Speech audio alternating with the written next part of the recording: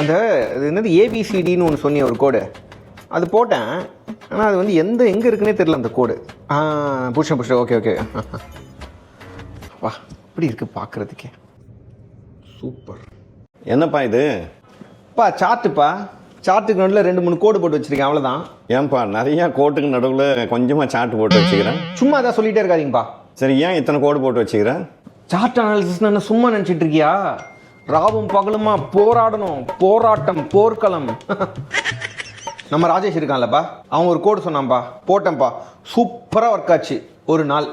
அதுக்கப்புறம் என்னாச்சுன்னே தெரியல. நம்ம ரமேஷ் இருக்கான்ல, அவன் ஒரு கோடு சொன்னான், அது ஒர்க் ஆச்சானே தெரியல, ஆனால் ஒர்க் ஆச்சு. அப்புறம் குமார் இருக்கான்ல, அவன் ஒரு கோடு சொன்னான், இன்னைக்கு காலிலேருந்து போட்டுக்கிட்டு இருக்கேன், ஏதாவது ஆகுமான்னு பார்த்துக்கிட்டு இருக்கேன், ஒன்றும் ஆக மாட்டுது. ஆனால் வேணும்ப்பா, இதெல்லாம் இருந்தால் தான்ப்பா அனாலிசிஸ் பண்ண முடியும்.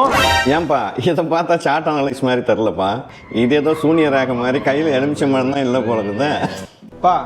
சும்மா என்ன டிமோட்டிவேட் பண்ணாதீங்கப்பா. நான் உன்னை டிமோட்டிவேட்டும் பண்ணல, மோட்டிவேட்டும் பண்ணல. மார்க்கெட் ரொம்ப சிம்பிள்ப்பா. நீ அதை சிம்பிளாக அனலைஸ் பண்ண கற்றுக்கோ. ஒரு நாளைக்கு எத்தனை முறை ட்ரெண்டு சேஞ்ச் ஆகுதுன்னு பாரு, ஏன் சேஞ்ச் ஆகுதுன்னு பாரு.